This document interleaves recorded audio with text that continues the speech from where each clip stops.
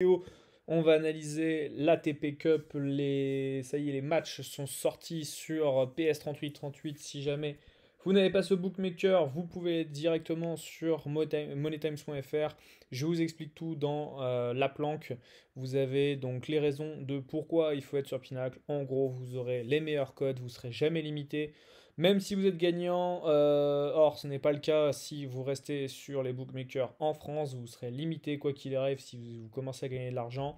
Tout est expliqué ici sur mon site, tout est en description. On va plus tarder maintenant et commencer avec donc les premiers matchs donc, qui se dérouleront mardi 2 février. Donc on a un petit peu de temps, mais comme ça nous permet potentiellement de voir un petit peu ce qui se passe. Je vais pas analyser la carte des challengers, etc.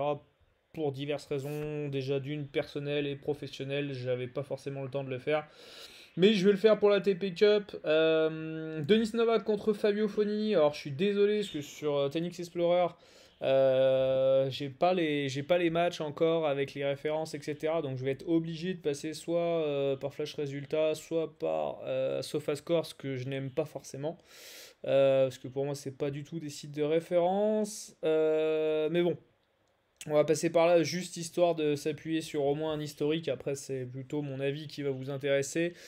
Déjà, mettons en place le contexte, on est toujours dans la crise sanitaire, voilà, c'est toujours un peu compliqué, on a un port du masque obligatoire, on a, donc que ce soit dans l'enceinte comme que ce soit en dehors, le tournoi ça se passe à Melbourne, on est sur du dur, extérieur, donc déjà, bon, ça pose un petit peu, on pose un petit peu le contexte. Après, on est sur les mêmes conditions que à l'Open d'Australie. Donc on n'est pas, voilà, c'est une sorte de préparation à l'Open d'Australie, d'accord? Y a rien qui change par rapport à ce niveau-là. Ce qui change, c'est que là, du coup, donc le format, c'est deux simples du joueur désigné en numéro un de la nation face à l'autre numéro un de l'autre nation et joueur numéro 2 face au joueur numéro 2. Et après, il y a un double. Le double qui sera donc sans. Qui se finira au super tie-break et il n'y aura pas d'avantage à 40 A. D'accord? Donc celui qui gagne le premier point à égalité remporte le jeu. Donc, ce genre de conditions-là, il faut le savoir, quand même, facilite grandement quand même les équipes outsiders, parce que évidemment, plus c'est serré et plus forcément ça va potentiellement faire en sorte que les outsiders puissent tirer leur épingle du jeu, vu que les leaders, les meilleurs gagnent sur la régularité, d'accord? Donc forcément, ça va ouvrir à quelques surprises. On verra ça tout de suite. Denis Novak, donc l'Autriche, qui joue contre l'Italie, contre Fabio Fognini, là en l'occurrence. Donc ce sont les numéros 2 de ces nations. Je pense que ces codes sont relativement bien placés. Denis Novak, il me semble, a eu le Covid il y a quelques semaines maintenant. Il s'est pas du tout entraîné, ça a été un peu compliqué, il n'était pas sûr de venir, etc. Il n'avait pas un niveau exceptionnel sur l'année 2020, sur ce que j'ai pu voir. Fonini revient de deux blessures, enfin de deux opérations aux chevilles. Il a un petit peu joué en 2021, mais ça a été quand même assez léger. Sur ce qu'on a pu voir, on a pu voir que sur certaines accélérations, malgré tout, il était quand même là, toujours présent. Maintenant, est-ce que physiquement va tenir? Est-ce qu'il est motivé? Je vais le dire assez souvent, mais voilà, c'est dans cette compétition-là. Est-ce que les mecs sont motivés? Est-ce qu'ils ont envie de se défoncer pour ça? Sachant que les prize money ont baissé par rapport à l'année précédente. Euh, Bon, voilà, on est sur de la préparation à l'Open d'Australie. Donc, est-ce que les mecs ont envie de se dépouiller? Ça, rien n'est trop sûr. Voilà, très clairement, je vous mets le contexte directement, comme ça au moins, vous savez un petit peu vers quoi je vais tendre. Pour moi, Denis Novak, je ne pense pas qu'il ait les armes pour embêter Fonini. Je parle d'un Fonini en pleine capacité de ses moyens, en pleine possession de ses moyens et qui a envie. D'accord? Auquel cas, si c'est pas le même, si c'est pas ce même Fonini là, Denis Novak peut embêter Fonini, en sachant que le premier match, donc qui jouera donc Tim et Berrettini qu'on va voir un petit peu tout à l'heure, il y a de fortes chances quand même pour que Tim l'emporte, même si ça va pas être cadeau, mais il y a de fortes chances pour que Tim l'emporte. Donc si Fonini ne fait pas le boulot contre Denis Novak, attention, attention, il y a danger. Parce que derrière, si tu n'arrives pas à gagner l'Autriche, du coup, il faut que tu joues contre la France qui a un bon double. Toi, en tant qu'Italien, t'as pas forcément le double que tu voulais. En tout cas, t'as pas un double forcément peut-être aussi performant que les Autrichiens ou les Français. Donc, tout de suite, ça peut te mettre dans la sauce, ça peut être chiant. Donc attention, ce match peut être vite, vite, vite, vite, vite capital pour la suite. De toute façon, tous les matchs sont importants. Parce qu'après, il y a un calcul, etc. Et ça peut jouer au nombre de sets gagnés. Donc tout est important dans ce genre de compétition qui se joue sur un format très très court. Il faut aller très très vite. Donc voilà. Malheureusement, enfin malgré tout, voilà, Fonini n'est pas du tout valu selon moi. Dans ces conditions, Milos Raonic contre Dusan Lajovic, rien d'exceptionnel. Je vois pas forcément Lajovic aller gagner et taper Milos Raonic. Malgré tout, je trouve que pareil, Raonic est pas en sec est pas très intéressant, même à mettre dans un combiné, ça m'emballe pas.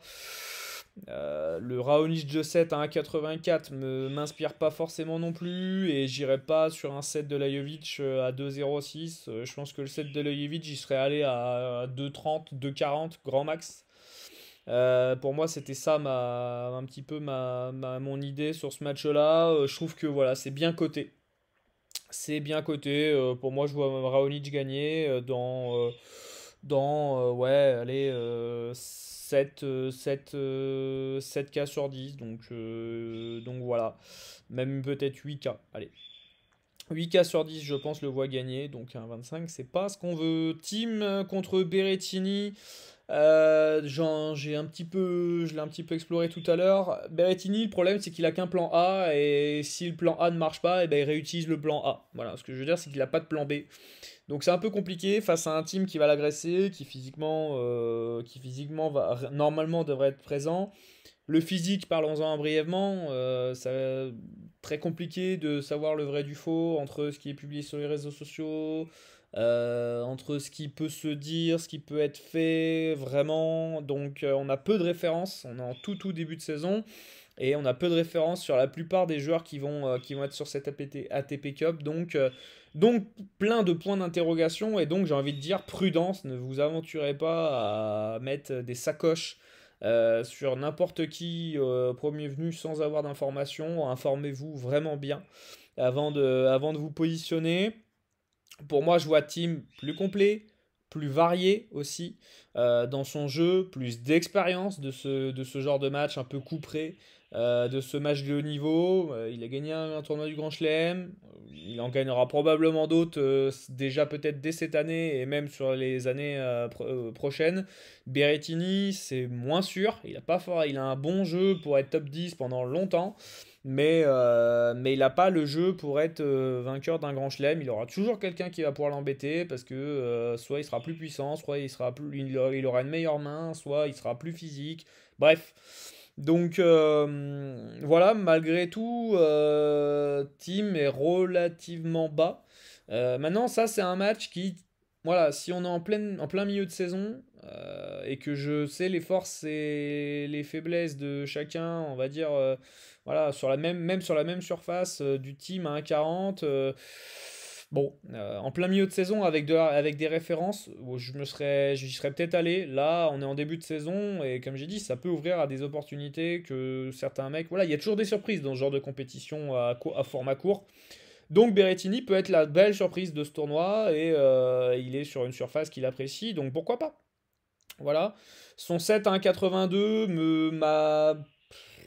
je m'attendais un peu plus haut, pareil, voilà, je m'attendais à du 1,95, bon, c'est jamais sorti à ce niveau-là. Voilà, si jamais vous avez du Berrettini à 1,90, son 7, bon, il y aura matière à réfléchir. Djokovic contre Chapovalov. Si je devais me positionner, j'irais sur Chapovalov à 2,20, son 7. Son 7 qui est à 2,20, moi, m'intéresse fortement. Donc, il faut savoir que la Serbie remet son titre en jeu par rapport à la première édition, donc l'an dernier. Ils se sont déjà rencontrés l'année dernière. Il y avait déjà eu 3. Ça s'est fini en 3-7.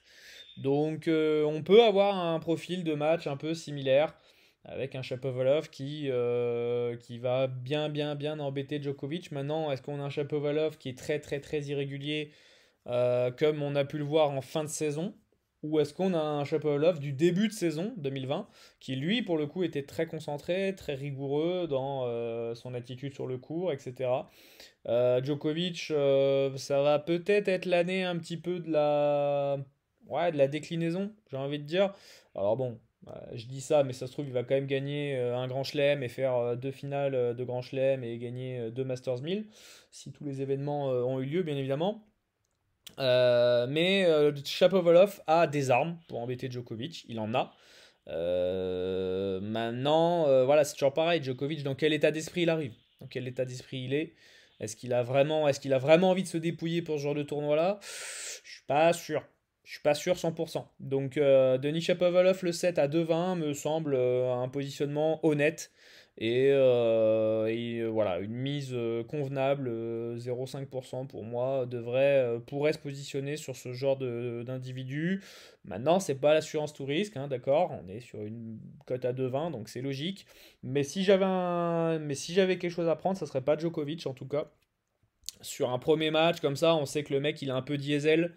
Et là, sur des tournois comme ça, on n'a pas trop le temps de se mettre en place. Faut être bon rapidement parce que chaque point compte, chaque set compte. Et voilà, et je pense que le Canada sait qu'ils ont une vraie chance, un vrai coup à jouer. Donc je me dis pourquoi pas. Andrei Rublev contre Guido Pella. Bon, le pauvre Pella, le truc, c'est que lui, depuis un an, il vit une vraie galère. Il vit une vraie galère à chaque fois qu'il va quelque part. Et là, je crois, c'est la deuxième fois qu'il contracte le Covid, il me semble. Deuxième ou troisième fois, j'ai un doute. Donc, il était sous quarantaine quand il était aux États-Unis. Là, il est retourné encore. Il a été parmi un des avions où il y a eu des cas de Covid, etc. Enfin, bref. Guido Pella vit une saison. Enfin, depuis un an, là, c'est très, très, très compliqué. Il a beaucoup attaqué et mentionné notamment les institutions du tennis international. Donc, je sais pas si est-ce que face à Andrei Rublev, qui lui l'année dernière il a carburé, ça a été la révélation de 2020. S'il est sur le même état d'esprit Rublev et qu'il joue le même tennis, pour moi il a aucune chance. Et d'ailleurs c'est pour ça qu'on voit les cotes. Maintenant, voilà, Guido est pas sur sa surface de prédilection, c'est un terrien qui aime bien de temps en temps jouer sur des surfaces rapides avec son lift, mais globalement, c'est quand même un pur terrien et c'est là-dessus qui contrôle davantage son tennis. Là, en Australie, à Melbourne, etc., j'y crois pas trop. Donc voilà, mais bon, je vois même pas forcément accrocher un set, donc ça ne m'intéresse pas trop. Je trouve quand même que Roublev est un peu surcoté là-dessus. Pourquoi pas aller se positionner sur un handicap, aller chercher le truc, c'est que ça descend rapidement. Ouais, voilà, le plus 7 de Guido Pella à 1,38, donc ça vaut pas le coup. Et le plus 6 à 2,03. Pourquoi pas un Guido Pella plus 6 à 2,03, ça couvre le 6-3-6-3. Bon, pourquoi pas, c'est pas. Je suis pas sûr que Roublev mette un et 2 à Pella comme ça, là. Mais voilà, mais y a rien qui va dans le sens de Guido Pella dans ce genre de confrontation, donc c'est compliqué. Bautista Agut contre John Millman. Là, c'est un peu poker face quand même que cette histoire. C'est deux joueurs qui sont très complets, très bons en fond de cours. Il y en a un qui joue à domicile pour le compte de l'Australie, c'est Millman. Et on a Bautista Agut qui, chaque année, on le sait, sur cette surface, en début d'année, est très performant. Généralement, en début de saison, il est dans le mois de janvier-février est toujours très très très performant. Donc là, il s'est très très bien préparé. Il a été papa il y a pas longtemps. Il s'est entraîné avec Rafa. Il y a eu quelques vidéos qui ont tourné où ça a tapé très très fort la balle et voilà, ça rigolait pas du tout. Donc je pense que Bautista Agut est fin prêt. Millman, je pense aussi, parce que généralement c'est aussi quelqu'un qui est présent sur la tournée australienne, etc. Je suis un peu surpris quand même des cotes envers Bautista Agut, où je trouve qu'il est quand même un peu sous-coté. Après, dans leur confrontation, il me semble que Bautista Agut mène 5 fois à 1. Je crois que Millman l'a gagné en futur. Ouais, c'est même pas, là, c'est pas noté, mais il l'a gagné en futur en 2009, donc voilà. Et là, depuis, voilà, Bautista Agut l'a gagné 5 fois en 5 confrontations, 2 fois sur dur, 3 fois sur dur, 2 fois sur terre, pardon. Bon, on peut voir que ça a été serré quand même à chaque fois, et je me dis aussi que là encore, ça peut être aussi serré. Un set de Millman à 1,83, bon, 82, 1,83, bon, allez, pourquoi pas. Voilà, si j'avais un pic à prendre, j'irais peut-être là-dessus. Pour moi, Bautista à 1,33, ça m'emballe pas forcément. Millman, sur un tie-break un peu serré, il peut aller le gratter. Voilà, même si Bautista Agut a quand même pas mal de. Il a beaucoup d'expérience et mine de rien, dans ce genre de confrontation-là, c'est quand même l'assurance tout risque, le gars, quoi. Donc, je suis pas très inquiet quant à l'issue du match, mais je me dis que ça peut peut-être aller en 3-7, cette histoire. Voilà. Medvedev contre Schwartzmann, donc ça sera la Russie contre l'Argentine. Bon, là, voilà, je crois que Medvedev, ils se sont joués 4 ou 5 fois, je crois, contre Schwartzmann, il me semble, de mémoire.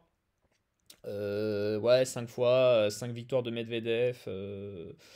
Bon, l'année dernière, Schwartzmann, Diego a pu gratter un set, je me rappelle, dans un match de haute intensité. Mais il y avait un Medvedev aussi qui n'était pas forcément très bon, il me semble, ce jour-là. Bref, je veux dire, voilà, même dans un Medvedev qui est pas très bon, il va falloir un énorme Schwartzmann pour aller gagner ce match, ce que je ne crois pas forcément. Medvedev sait que il peut se qualifier très rapidement et très facilement face à l'Argentine et le Japon. Et ensuite, voilà, espérer aller en demi-finale et gagner la TP Cup. Donc, la Russie a un groupe à sa portée. Ils peuvent aller très très vite et expédier l'affaire. Je pense que c'est un peu le projet. Mais faut pas se rater sur ce premier match parce que tout de suite après ça peut être un peu l'emmerde parce que bah, mine de rien le double des Russes c'est pas forcément foufou. Donc vaut mieux assurer en simple, mais j'ai peu de doutes quand même avec Roublev et Medvedev à ce niveau-là. Donc voilà, mais j'irai pas sur Medvedev à 1,23, ça m'intéresse pas du tout. Et Rafa contre Alex de Minaur. Bah, le truc, c'est que De Minaur, alors il a gagné le tournoi il a gagné un tournoi, j'ai plus en tête, à Antalya. Voilà, il a gagné à Antalya, alors c'était pas sur gazon, hein, c'était sur dur. Bienvenue chez Flash Résultat, voilà pourquoi c'est pas référence. Voilà, ils sont déjà joués 3 fois, dont une fois l'année dernière à TP Cup. De Minaur avait trouvé le set. Face à Rafa, ça peut aussi être un peu, mais à l'instar de Bautista Agut contre Millman, je trouve que on est un peu sur la même situation avec, mais de Minor, le problème c'est qu'il lui manque un coup fort.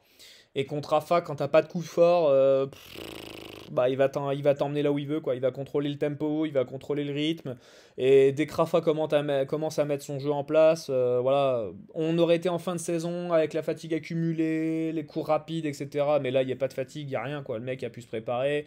Alors peut-être pas de façon optimale comme chaque saison, parce qu'on connaît les conditions dans lesquelles ils hébergent et ils vivent, mais en soi, j'ai aucun doute sur la capacité physique de Rafael Nadal à être prêt au moment opportun. Donc, malgré un demi-nord qui a joué en roue libre et qui a gagné son tournoi en Antalya, bon, il a joué, voilà, il a pas joué des grandes. Il a joué Goffin en 3-7 qu'il a gagné, mais sinon, après, c'était quand même des mecs qui étaient au-delà du top 100. Donc, il devait jouer Bublik en finale. Finalement, Bublik a abandonné. Donc du coup, on n'a même pas eu ce match-là. Donc c'est vrai qu'il a eu Goffin, Goffin, on le sait, en début d'année, est quand même un diesel, donc pas forcément une référence. Et qui revenait aussi d'une fin de saison 2020 un peu compliquée. Donc voilà, il n'y a pas forcément trop de références non plus pour De Minaur. Là, il va être confronté à Rafa directement, comme ça, là, d'entrée. Ça peut être un peu compliqué, mais il joue à la maison. Alors même si, oui, il n'y aura pas forcément énormément de public, etc., il y aura quand même du public normalement. Bon, son set à 2,28. Allez, c'est pas l'assurance tout risque. Je préfère quand même plus prendre du Millman à la rigueur ou du Shapovalov, du set de Shapovalov à la rigueur que du demi-nord, mais pour le même prix quasiment. Mais parce que Rafa me paraît quand même assez fort pour mener un demi-nord comme ça, quoi. Alors, pardon, tac. Donc voilà. Voilà un petit peu, j'ai fait le tour un petit peu de cette ATP Cup. Alors évidemment, il y a d'autres matchs qui vont arriver. Je vous fais pas l'analyse des groupes, d'accord? L'analyse des groupes, vous pourrez la retrouver dans le groupe privé. J'ai deux PLT, deux paris long terme qui sont actuellement dans le groupe privé que vous pourrez retrouver. Vous allez sur moneytimes.fr, vous allez sur le Mercato. Et vous allez retrouver donc mes différentes offres, donc soit une session de coaching privé pour mettre en place sa stratégie de betting, pour mettre en place une délégation de bankroll pour optimiser votre temps, ou pour vous former dans le betting tennis spécifiquement, ou alors vous pouvez prendre une offre donc sur un an, sur 12 mois, avec les PCT et les PLT tout compris. Donc là, avec un accompagnement personnalisé quotidiennement, une inscription PINAC qui est prise en place, et vous avez absolument tous mes paris. Ou alors vous avez que les paris long terme, pas de paris court terme, mais vous avez aussi l'accompagnement personnalisé, l'inscription Pinacle qui est compris, mais avec beaucoup moins de paris disponibles. Voilà les amis, je vous laisse. On va se revoir très très très vite parce que ça va s'enchaîner très rapidement là à partir du mois de février. Donc on risque de se revoir très rapidement pour de nouvelles vidéos. Sur ce, je vous souhaite bon appétit et je vous dis à la prochaine. Ciao.